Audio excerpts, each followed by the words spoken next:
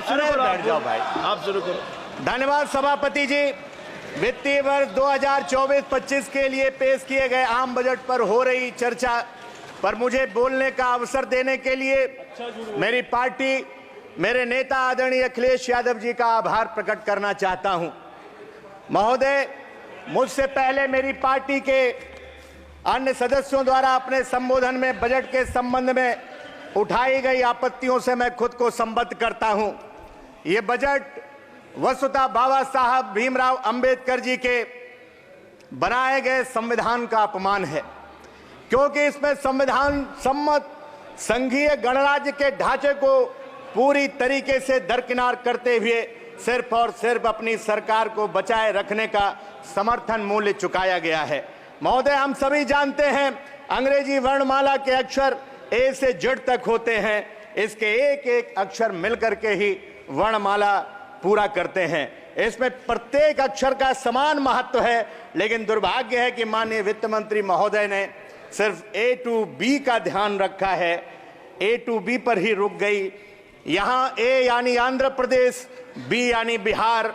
मैं जिस राज्य उत्तर प्रदेश से आता हूं, उसका यू वर्णमाला में उसकी जगह ही की तरह ही उसको केंद्र सरकार और वित्त मंत्री जी ने प्राथमिकता में कहीं पीछे छोड़ दिया।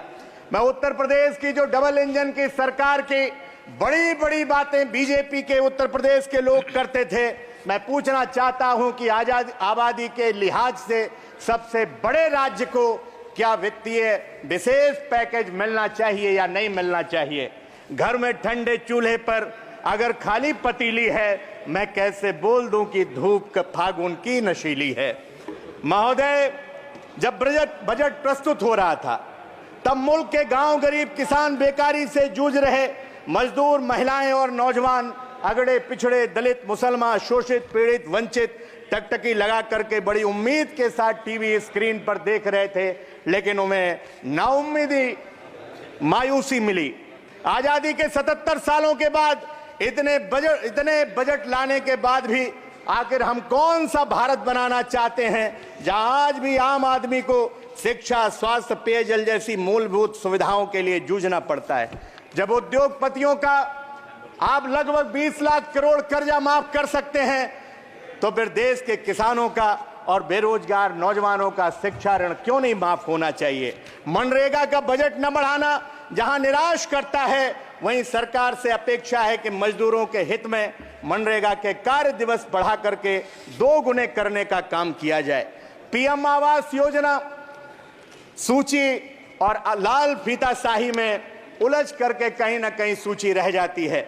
महोदय, इसलिए मैं कहना चाहता हूं, तमाम जरूरतमंदों को पीएम आवास नहीं मिल पाता है। मेरी मांग है सांसदों की सिफारिश पर पात्र व्यक्तियों को प्रधानमंत्री आवास देने का काम किया जाए। सरकार ने बजट में बताया कि उसका वित्तीय राजकोषीय घाटा जीडीपी के मुकाबले 4.9% है, पर यह नहीं बताया कि जो कर्ज हमारे देश के ऊपर 2014 के समय 55 लाख करोड़ था, आज वह बढ़ करके 210 लाख करोड़ हो गया है। नौनिहाल बच्चे इस बजट में आज भी समावेशी और विकसित होने की परिभाषा में सम्मिलित होने की प्रतीक्षा में हैं। दिव्यांग विद्यार्थियों का भी बजट कम कर दिया गया है। अंत में मान्यवर, मैं आखिरी बात कह करके अपनी बात को समाप्त करता हूं। हमारे जिले से हमारी लोकसभा क्षेत्र धौरारा से लेकर के और पूरे उत्तर प्रदेश के अंदर जो आवारा जानवर हैं, उन्होंने तबाही मचा रखी है।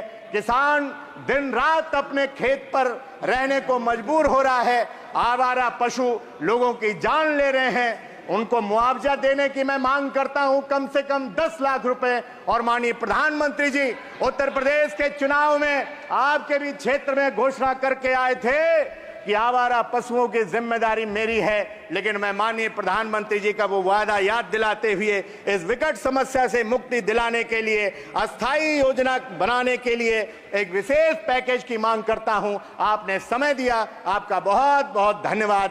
जय हिंद, जय समाजवाद। नेता